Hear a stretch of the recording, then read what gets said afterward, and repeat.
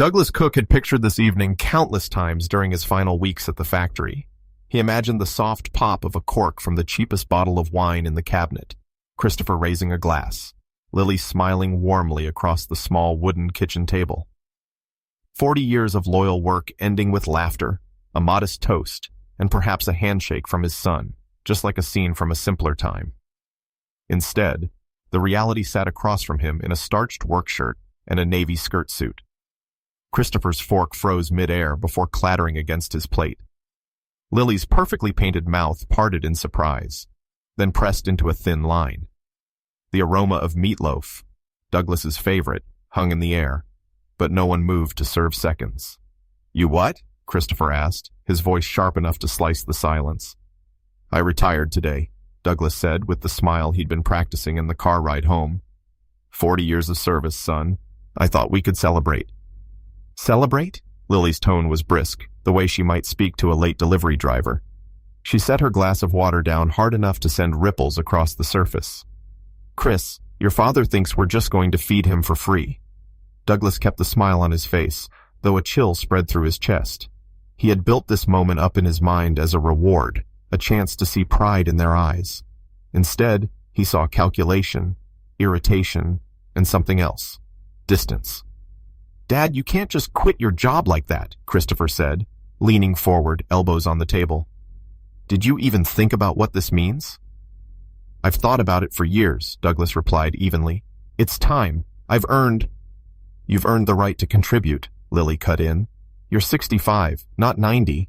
People your age still work. My neighbor's father bags groceries at 73. The words fell like cold rain. Douglas had given them so much. Money for tuition, a down payment on this very house, wedding expenses. They never knew he'd quietly doubled to spare them embarrassment. Yet here he was, being measured in units of usefulness. Christopher straightened, his manager voice replacing anything resembling affection. "I'm not keeping an extra mouth to feed. You need a job tomorrow. I don't care if it's flipping burgers or stocking shelves. You're not living here off my paycheck." The kitchen light seemed suddenly too bright, highlighting every hard line on his son's face. Douglas glanced at Lily, who nodded approvingly at her husband's decree. He could have argued. He could have reminded them of every sacrifice, every hour of overtime work to give Christopher opportunities he'd never had. But what good would that do? They had already decided who he was in their minds. A dependent. A burden. "You're right," Douglas said quietly, letting his gaze drop to the half-eaten slice of meatloaf on his plate. "I should have talked to you first." Christopher's expression softened slightly, mistaking compliance for defeat. "Look, Dad, I'm not trying to be cruel, but reality is reality. We can't afford a freeloader." The word lodged in Douglas's chest like a splinter. He nodded slowly, his face the picture of resignation, though inside his thoughts moved with deliberate precision. "There might be something at my company," Christopher continued. "A janitor position. Minimum wage, early mornings, steady work." His tone carried the weight of a man offering a lifeline to someone floundering. Douglas lifted his eyes to meet his son's, letting the corners of his mouth curve into a small, agreeable smile. "That sounds fine." Lily exchanged a quick glance with Christopher, satisfaction passing between them like a secret handshake. The rest of dinner passed in polite conversation about grocery sales and weekend chores, as if they hadn't just redrawn the map of Douglas's life.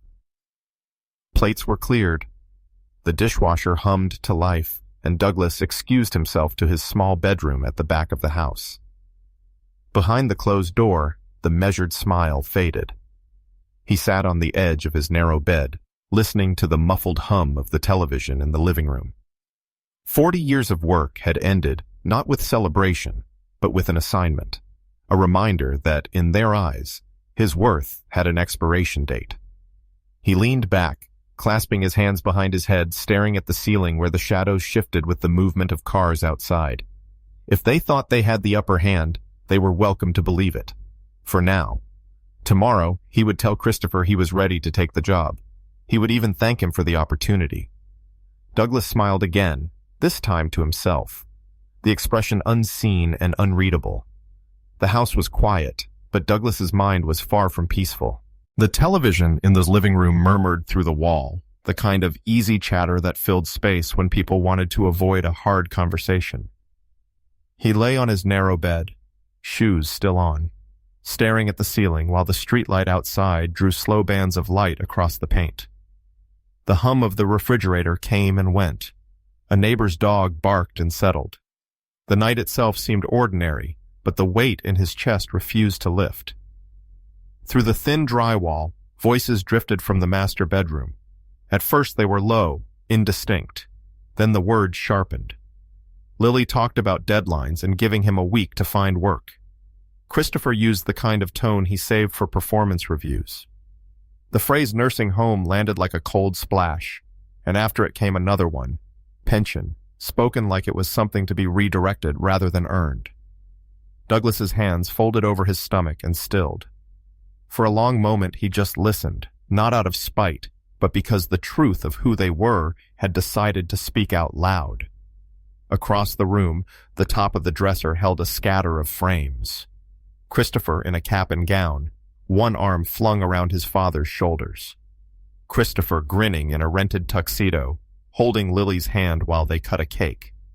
A little boy, with gap teeth, clutching a new baseball glove that had taken 2 months of extra shifts and canned soup dinners to afford.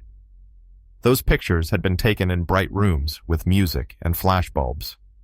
But the real cost had been paid under flickering factory lights and on quiet drives home with a thermos of lukewarm coffee. He thought about the day the tuition notice arrived from Oregon State. The number circled in anxious red. He had said the words any good father would say, "Do not worry, we will figure it out." And then he had done the math no one else saw. Saturdays at the warehouse, Sundays delivering parts, a winter with the thermostat set low and socks worn thick. He remembered the wedding too, when the budget stretched thin and he quietly bridged the gap so 2 young people could dance without thinking about invoices. He had never wanted credit. He had wanted to give a head start. The glow from the street shifted as a car rolled by. He turned his head and studied the shadows playing across the wall, as if the patterns might rearrange themselves into an answer. Instead, he found himself returning to a conversation in a different house a quarter-century ago, a garage that smelled like sawdust, oil, and big ideas. Leonard had sat on a folding chair with a legal pad, lines of numbers stacked like promises. The company was only a name then, a sketch and a heartbeat. Douglas had believed. He had written a check large enough to make his hand shake, and he had called it a loan to keep peace at home. What mattered was not what he called it. What mattered was that it became real. Whitmore Industries rose from that check and from the sweat of men who came early and stayed late. Walls of glass went up. A lobby of cool marble took shape. Paychecks were cut for thousands of families. The company sent a badge to Douglas's son, a small rectangle on a lanyard that carried weight. Christopher wore it like he had built the place himself. He never knew who had stood behind the blueprint. If the truth came out the wrong way, it would feel like punishment. Douglas did not want that. He wanted clarity. He wanted his son to see beyond a bank balance, to understand the difference between modesty and poverty, between kindness and weakness. The more he listened to the voices next door, the more he understood how far they had drifted from that understanding. Fear had a way of tightening people. It could turn gratitude into entitlement, concern into control. He rose and moved to the small desk beneath the window. The chair creaked as he sat, its legs uneven on the old hardwood. The drawer held 2 manila folders and a stack of sticky notes. He did not open the folders tonight. He only rested a palm on them and thought about the January afternoon when Lily left expense reports on the kitchen counter while she took a call. He had seen numbers that did not sit right, precise markups that told a story the way a crooked picture told on a careless hand. He had called Michael Richardson to ask a favor a week later, the kind of quiet favor friends exchange after years of showing up for each other. Michael had delivered with the speed of a man who understood both numbers and loyalty. Beyond the window, a bus sighed at the corner and pulled away. In houses up and down the street, televisions flickered and then darkened. Douglas pushed away from the desk and returned to the bed. He untied his shoes and set them neatly side by side. The room felt smaller tonight, but not because he felt trapped. He felt the frame of a plan taking shape, lines connecting in a pattern that would not humiliate anyone who did not insist on humiliating themselves. He did not hate Christopher. He did not even hate Lily. Disappointment was not the same thing as rage. He let that truth settle. He knew the company his son worked for from the inside out, not because he had swept its floors, but because he had helped pour its foundation. He knew the man who ran it. He knew the language of balance sheets and the smell of new carpet in a remodel, and the way security protocols were written after a scare. He also knew how power sounded when it did not have to raise its voice. He lay back and folded an arm over his eyes, blocking the streetlight. The television went quiet next door. A door clicked shut. Pipes rattled and stilled. In the sudden hush, he could hear his own breathing and the faint tick of an old wall clock. Tomorrow he would accept the job offered with so much pride and so little kindness. He would put on what they handed him and walk where they told him to walk. He would nod in the right places and thank them. And then, step by step, he would use their certainty against itself until certainty had nowhere left to stand. Sleep slipped closer. The ache in his chest loosened. The plan did not need speeches. It needed patience, and patience was a tool he had carried for a lifetime. He pictured the lobby's polished floor, the bank of elevators, the way the morning sun would strike the glass. He pictured Leonard's face when their paths crossed, the recognition arriving like a light switching on in a dark room. He pictured Christopher's expression when the lines he thought he held turned out to be dots on a map someone else had drawn. He falls asleep with a faint smile, knowing tomorrow's agreement will be the first move in a bigger game. Morning came with the familiar smell of drip coffee and toast, the small kitchen filling with steam as sunlight slipped through the blinds and drew soft lines across the table. Douglas sat in his usual chair, hands wrapped around a warm mug. Christopher moved with the purposeful energy of a man who liked to be in charge even on Saturdays, phone on the counter, keys already in his pocket. Lily stood at the cutting board, a pat of butter softening as she smoothed it across toast with neat strokes. The room felt calm on the surface, but the undercurrent was the same as the night before, a steady pull of judgment hiding behind polite conversation. Douglas cleared his throat and kept his voice easy. He thanked them for talking things through and said he wanted to contribute. He said a man his age should pull his weight. He said he appreciated the suggestion about work. The words were simple and sincere, and he let them land without argument. Christopher watched him closely, and then gave a short nod like a supervisor signing off on a training plan. "There is an opening at Whitmore Industries," Christopher said. "The hours start early. The pay is minimum wage. You will be reliable and respectful. You will show up at 7 o'clock in the morning." He paused to let the rules hang in the air, as if gravity itself might help press them in place. Lily looked pleased, her shoulders relaxing as if the house had just dropped a heavy bag it had been carrying. "Honest work is honest work," Douglas said, lifting the mug in a small nod. He asked when he would start. He asked about where to report. He thanked them both for helping him understand the situation. He did not need to pretend to be grateful. Gratitude was not new to him, but the warmth in his tone had a steady foundation that had nothing to do with dependence. It rose from patience, from the quiet decision to let people reveal who they were. He listened as Christopher laid out a simple schedule and a list of duties that sounded like a lesson plan for a willing but dull student. There would be floors to mop, bins to empty, and an expectation of no complaints. Christopher said the words, "Beggars cannot be choosers," without looking up from his phone. Douglas rinsed his cup and set it on the rack. He stepped into the mild spring air to fetch the newspaper from the porch. The street was bright and ordinary, a jogger passing, a neighbor waving from a driveway, a bus sighing at the corner before moving on. He let the normal morning settle around him like an old sweater, then returned inside and excused himself to his room to get organized for Monday.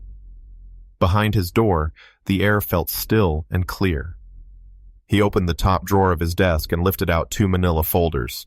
Inside one were photographs of expense reports Lily had left on the kitchen counter 2 months ago while she took a phone call in the next room. He had noticed the numbers first, because numbers always spoke plainly if you let them. Line items had been lifted in precise amounts that seemed designed to slip under a radar set to catch only clumsy hands. Office supplies had grown by neat increments. Maintenance fees had inflated just enough to pay for nice shoes and weekend splurges. The second folder held the results of a favor called in to Michael Richardson, a man who had built a career learning when numbers lied. Michael had sent copies of vendor receipts and monthly summaries, the kind of paper that does not blink. Side by side, the story told itself without adjectives. Douglas placed the pages in a measured order on the desk and read them again, not because he needed convincing, but because he respected the weight of what he was about to do. He thought of the January afternoon sun on the counter and the way Lily had laughed that night at dinner when the conversation drifted to household budgets. He thought of Christopher's pride when he spoke about bringing his father into Whitmore, as if he were tossing a rope to a man in a narrow well. He thought of private kindness turned inside out and renamed weakness.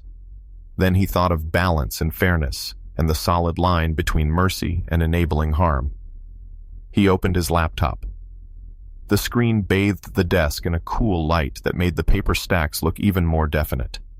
He created a new email from an account that held no family names and no history. He typed Mr. Henderson's address with care. In clear, steady sentences, he described what the documents showed. He did not speculate. He did not decorate. He laid out months, categories, dollar amounts, and the pattern that connected each small step into a path. He attached scans and side-by-side comparisons that any reasonable person would understand at a glance. The subject line contained the words urgent and internal review. He read the message once more from start to finish, as if he were reading someone else's letter, and found no place where emotion had leaked into the proof. He paused with the cursor hovering over the send button and let himself breathe. He did not enjoy the thought of anyone losing a job. He did not relish the pain that would travel from an office downtown to a living room in this very house by nightfall. But he had come to understand that dignity is not a fragile thing. It is a steady beam that can hold you up while you say the necessary words and do the necessary work. And sometimes the necessary work is to hold a mirror steady enough that a person must look into it. He returned the manila folders to the drawer and straightened the items on his desk. The pen, the small calendar, the old brass paperweight shaped like a compass. He sat back and pictured the Whitmore lobby with its polished floor and the line of elevators to the right. He pictured the way the morning light fell through the tall windows, the security desk, and Leonard's easy stride on his rounds. He pictured Christopher's face at the moment when confidence meets a fact that will not move. He let the image pass and set it aside.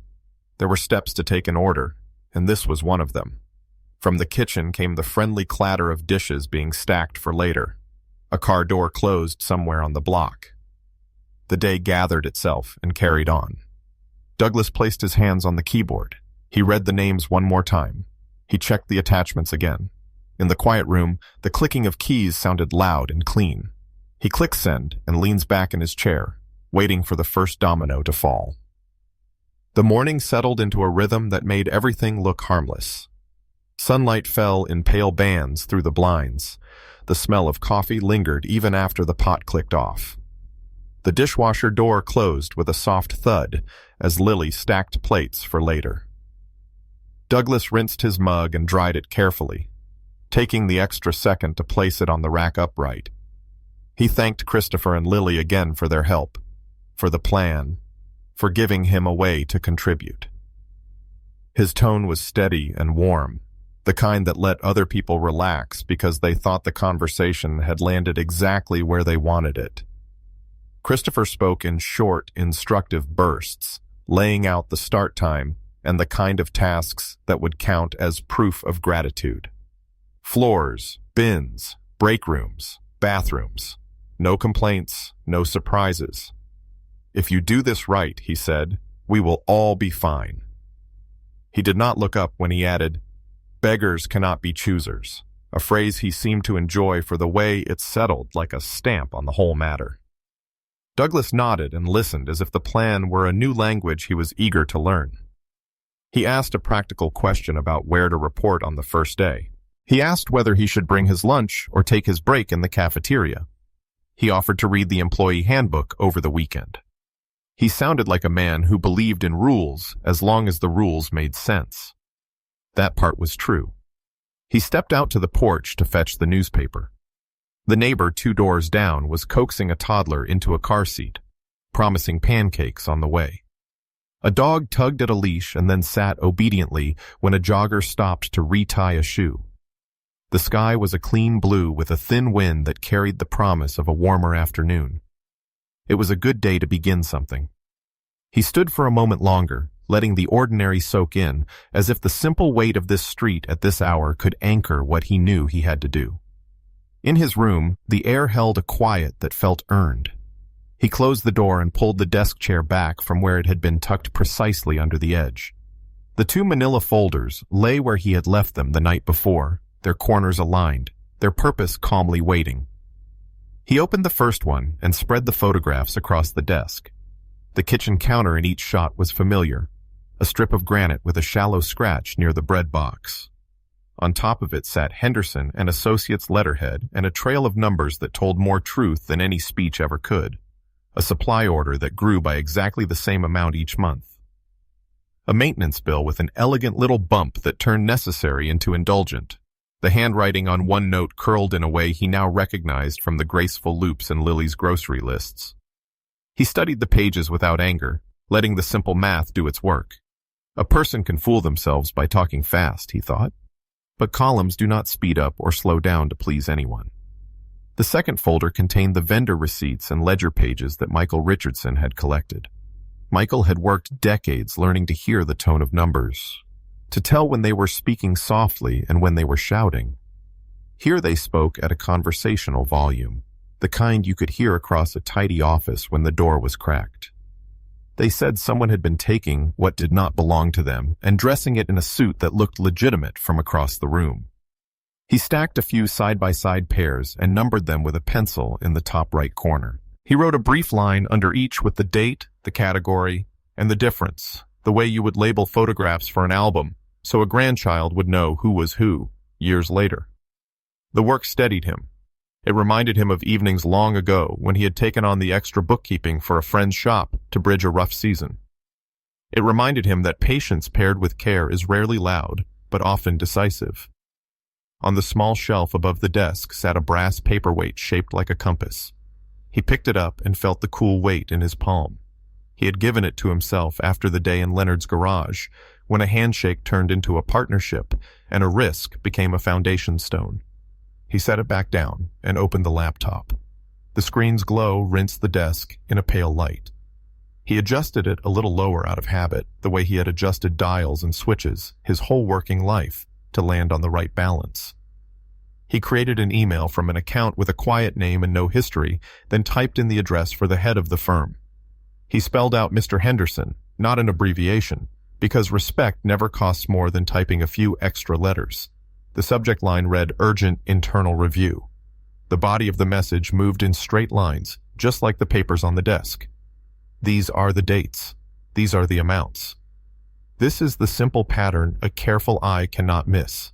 There was no accusation in his tone, only description. There was no heat, only light. He attached the scans 3 at a time, checking the image quality and the order.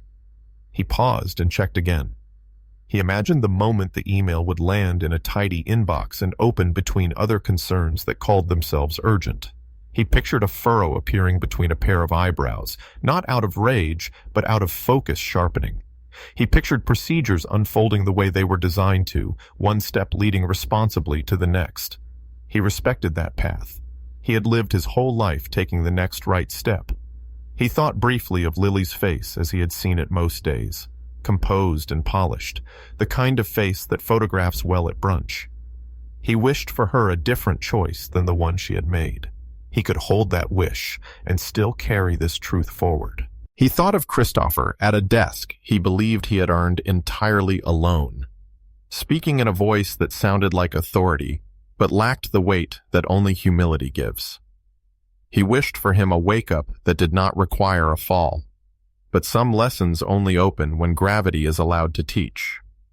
A gust of wind pressed at the window and then let go. He glanced toward the closet where a set of work clothes hung on a wire hanger, purchased yesterday with a swiftness that suggested more theater than necessity. He would put them on when the time was right. He would not resist the performance his son needed to stage in order to feel in control. He would simply be present for the moment when control revealed itself as a costume. He read the email again from start to finish. He took out one sentence that sounded like a conclusion and replaced it with a sentence that sounded like a fact. He confirmed the attachments and then checked the account settings one more time. He glanced at the wall clock and noticed how the second hand moved without hesitation.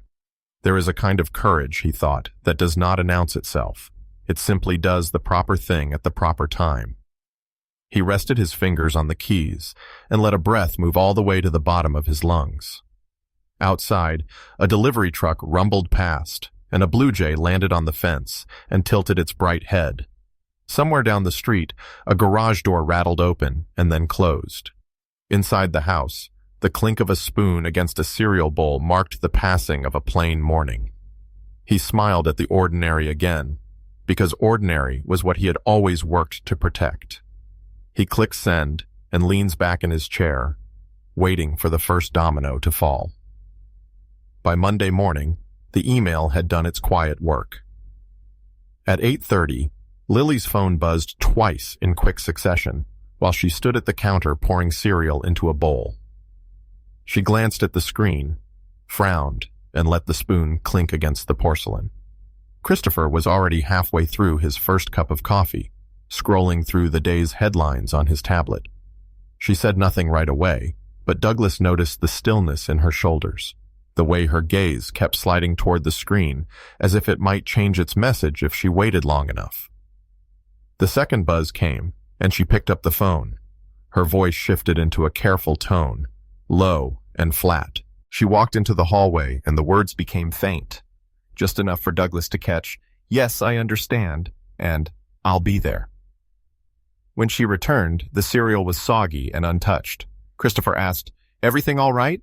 She pressed her lips together before saying, "Work thing. I need to head in early." Douglas kept his eyes on the newspaper, scanning an article about spring planting schedules in the Willamette Valley. He turned the page with deliberate calm, the way you might turn a photograph to the next in a familiar album. Lily's heels clicked across the floor as she gathered her bag and keys. The front door closed behind her, and the sound seemed to settle in the house like a dropped stone in a still pond. By the time Douglas arrived at Whitmore Industries for his first shift, the lobby had the bright, almost too clean smell of glass cleaner and fresh coffee from the cart near the elevator bank. He wore the standard Navy uniform shirt, the cotton still stiff from newness. A clipboard with the day's cleaning assignments waited for him at the facility's desk. The supervisor, a tall man with kind eyes named Carl, showed him the supply closet and offered a quick tour. "We keep it simple," Carl said. "Do your rounds, rest when you need to, and keep the trash moving out." Douglas nodded, asking just enough questions to seem new but capable. He wheeled the cart into the corridor, his steps steady on the polished tile. He knew the layout from another lifetime. Offices where deals had been drawn on napkins, conference rooms where ideas turned into contracts. Now he pushed a mop instead of a pen, but the building was the same. And so was his awareness of how quickly the air could change when trouble walked in. It was near 10 when he saw Lily.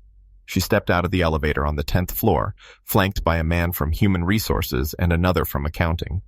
Her eyes flicked over him and then passed, as if the mop handle were more visible than his face. They guided her into a glass-walled conference room. Douglas didn't linger, but he didn't hurry either, adjusting a wastebasket near the door just long enough to hear the phrase, "pending investigation," and "administrative leave." By lunch, whispers had found their way down to the service corridor.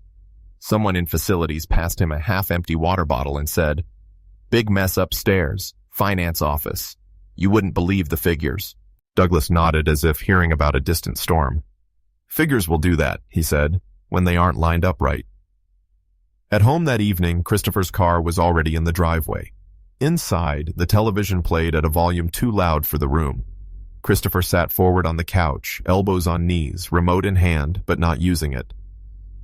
"Did you know Lily got sent home?" he asked as Douglas stepped inside. His tone carried both disbelief and an edge of something else, fear trying on the shape of anger. They're saying there's been some misuse of company funds. She swears it's a mistake. Douglas set his keys in the dish by the door. I saw her at work today. She looked busy. He let the pause sit there, gentle but unfilled. Christopher raked a hand through his hair and muttered, "It's ridiculous. They can't just—" His voice broke off, replaced by the sharp breath of someone trying to keep a story from changing shape. "She's your wife," Douglas said, his voice quiet but carrying. "Stand by her if you believe her." Christopher didn't answer right away, staring instead at the muted images on the screen. Somewhere in the kitchen, the refrigerator motor kicked on, humming under the silence. The rest of the evening unfolded in short exchanges, questions without answers, dinners left half-eaten. Douglas washed his plate and let the warm water run over his hands a moment longer than needed. Behind him, Christopher's footsteps paced the hall. By the time Douglas went to his room, the sky outside had deepened to a velvet blue. He sat on the edge of the bed, listening to the muffled voices from down the hall. This was not the end of the storm, just the first crack of thunder. And storms, he knew, had a way of clearing the air for whatever came next. The drive to Whitmore Industries felt like the calm before a storm only Douglas could see coming. Morning light lay clean across the streets, catching the edges of roofs and car mirrors as Christopher gripped the wheel and laid out the rules again. There would be no confusion today, no excuses, no senior moments. Douglas listened with the still attention of a man who had learned to hear what lay underneath a voice. Beneath the stern phrases, he heard a tremor. A thin wire of worry stretched too tight.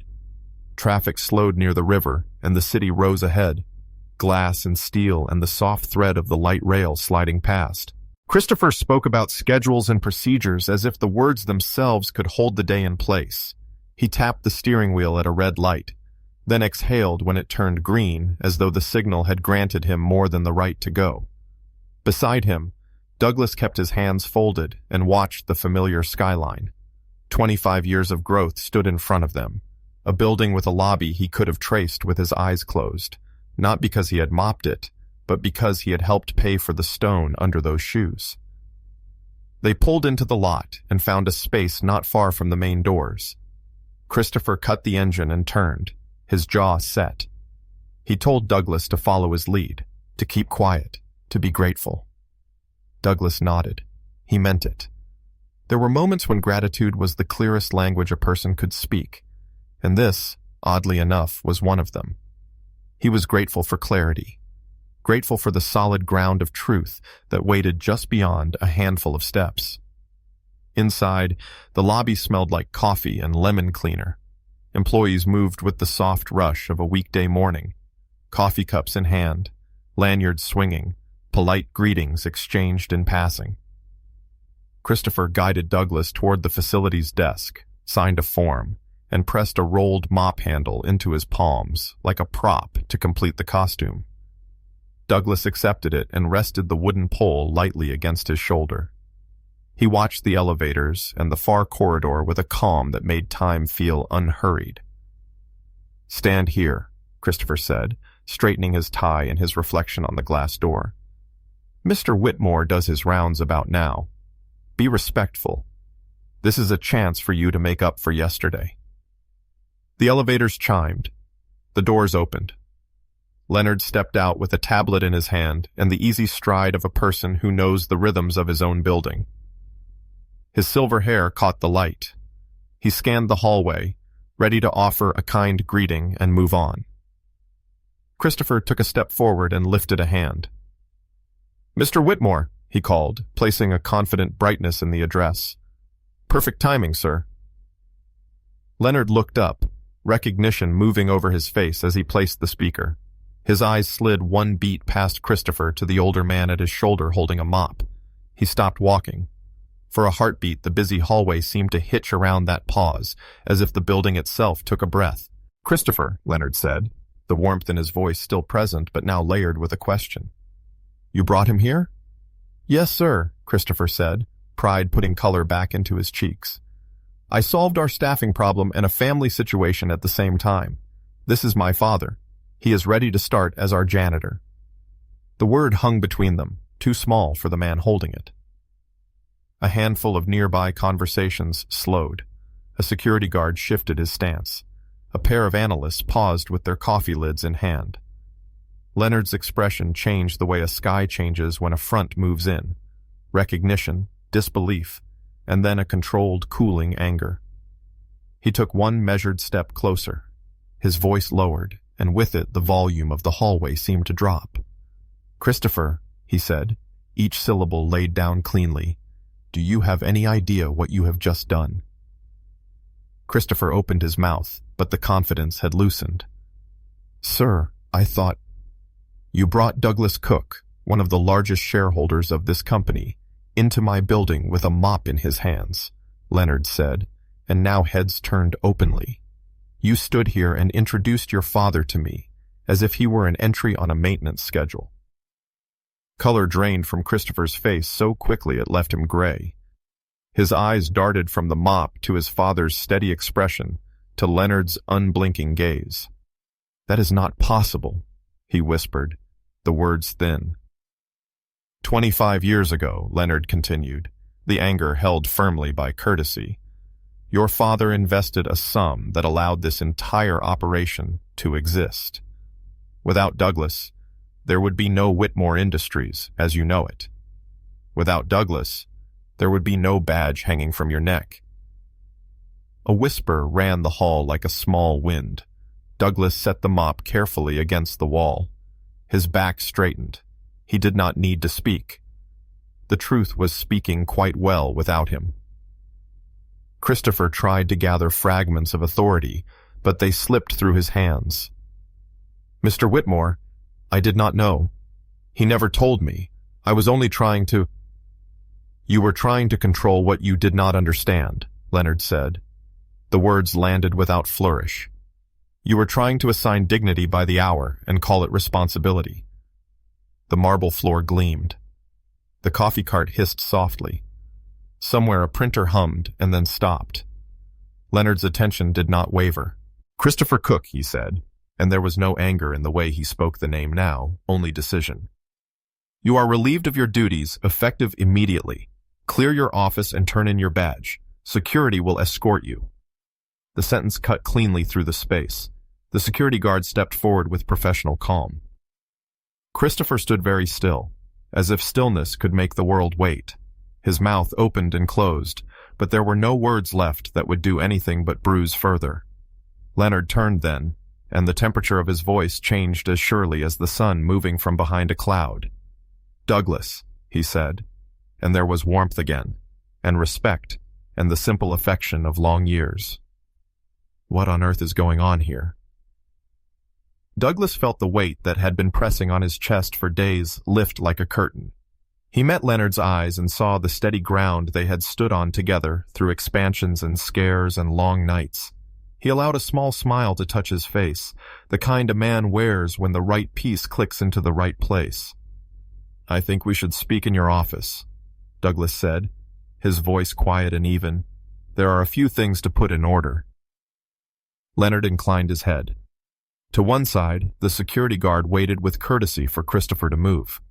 To the other, employees pretended to return to their tasks while their eyes stayed with the scene. Christopher looked at his father, searching a face he had not truly studied in years. What he found there was not triumph. It was calm. Leonard gestured toward the corridor. This way, he said, and the three of them began to move. The hall seemed to open for them, people easing back as they passed. Douglas walked without hurry, shoulders level, steps sure. Christopher trailed half a pace behind. The silence between them filled with all the sentences that had been spoken in kitchens and cars and behind closed doors. They reached the glass wall that marked the transition from public space to the executive floor. Leonard presented his badge to the reader. The panel clicked. The door opened on quiet carpet and the muted warmth of wood. Christopher hesitated on the threshold as if some invisible rope held him back. Leonard turned and spoke again, the words cordial but final, the kind of sentence a building understands without being told twice. Leonard invites Douglas into his office for a private conversation, shutting Christopher out emotionally and physically. The air in Leonard's office was warm with the faint scent of leather and coffee. Afternoon light slanted through the blinds, striping the floor in gold. Douglas sat across from the broad mahogany desk, his hands resting loosely on his knees. Leonard leaned back in his chair, studying his old friend with the look of a man replaying years in his head. Late nights in the garage, the shaky signatures on the first contracts, the long climb from idea to empire. "I should have stayed in touch more," Leonard said at last, the apology plain. "You put more than money into this place. You put faith in me. And faith, well, that's not something a man should ever take for granted." Douglas smiled faintly. "You built it, Leonard. I just made sure you had the chance." They spoke for a while about practical matters, shares, voting rights, the quiet transfer of certain decisions back into Douglas's hands. Leonard didn't ask why Douglas had arrived with a mop in his hands that morning. He didn't need to. The truth was written in the way Christopher had been escorted out, and in the way Douglas carried himself now. Upright, calm, entirely in command, without raising his voice. When the meeting ended, Leonard walked him to the elevator.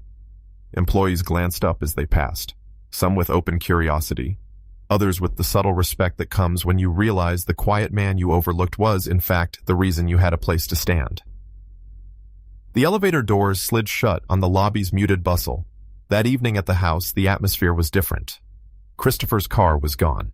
A note sat on the kitchen counter, his handwriting brisk, promising to figure things out and be in touch. Lily had packed a bag and left earlier in the afternoon without saying goodbye. The silence in the rooms felt lighter, as if a weight had been removed rather than added.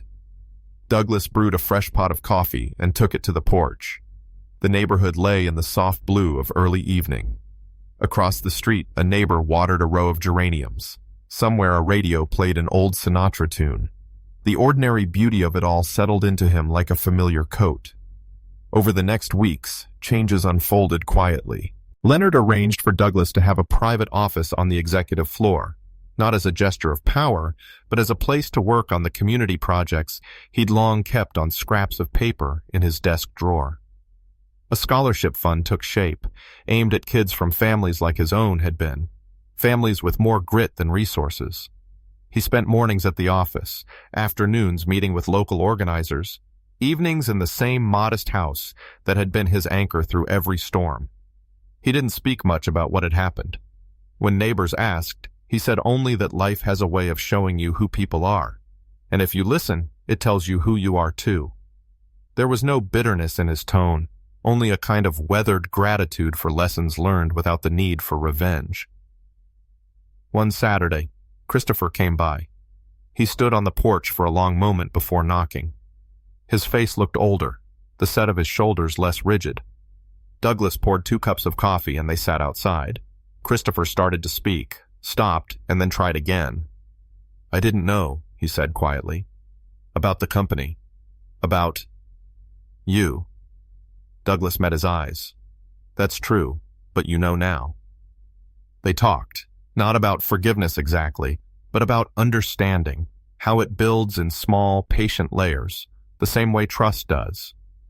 When Christopher left, there was no hug, but there was a nod that meant the door was not closed.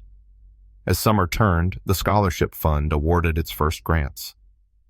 Douglas attended the small ceremony at the community center, watching teenagers with bright eyes and second-hand suits shake hands and dream aloud about the future. In their faces, he saw the same fierce hope he had carried decades ago when he wrote a check that scared him and changed everything. On the walk home, the sky was streaked with the last light of day. He paused at his gate, taking in the sound of crickets and the steady rhythm of his own footsteps. He had been underestimated, set aside, and handed a mop as if that were the measure of his worth. And yet here he stood, not in triumph over anyone, but in quiet possession of himself. Douglas stepped inside, set the coffee pot for morning, and turned out the lights. The house was peaceful, the night unhurried. Whatever came next, he would meet it the way he always had, steady, dignified, and certain of the ground beneath his feet. The porch light cast a soft glow across the quiet street, and somewhere in the distance a dog barked once before settling back into the night. Inside, the coffee pot was ready for morning. The chairs were where they belonged, and the air carried that unmistakable stillness of a home at peace. In the end, it wasn't the raised voices, the slammed doors, or even the sharpest betrayals that lingered. It was the look in Douglas's eyes as he stepped into his own life again, not with a shout, but with a steady calm that spoke louder than anger ever could. That moment, more than any, held the truth. A man's worth is never defined by the tools in his hands, but by the quiet strength with which he chooses to use them. There's a lesson here, tucked gently between the lines for anyone willing to see it. To hold your dignity, to stand for your truth without cruelty, is not just to win back justice. It is to build something finer out of the ruins left behind. Time has a way of testing us, of stripping away the noise, so only the true shape of our character remains. And in that moment, whether you are young or carrying the weight of many years, you discover that real power often comes dressed in humility.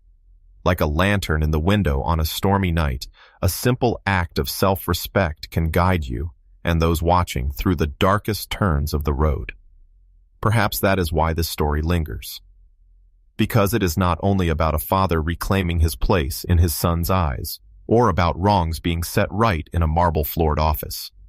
It is about the way quiet resolve can cut deeper than any harsh word, and how the choice to live simply does not mean living without strength. We have all, in some corner of our lives, been underestimated. And we have all, if we are honest, underestimated someone else. The real test is in what happens after the truth arrives. Do we harden, or do we grow? For those of us past 60, the road behind is long enough to remind us that worth is not measured in titles or possessions, and the road ahead, though shorter, still offers chances to prove that to others and to ourselves. Life will place mops in our hands, sometimes quite literally. It will test our patience, our resolve, and our grace. But it will also hand us moments, unexpected and unadorned, in which we can choose to reveal who we really are. And when we take those moments not to crush but to illuminate, we leave something behind that lasts longer than pride. So take a breath tonight, wherever you are, and think of the people you have passed judgment on too quickly. Think, too, of the times someone has looked at you and seen less than the truth. If this story touched a place in you, consider sharing it, not for applause, but because somewhere, someone is being measured by the wrong scale, and a little light might change everything.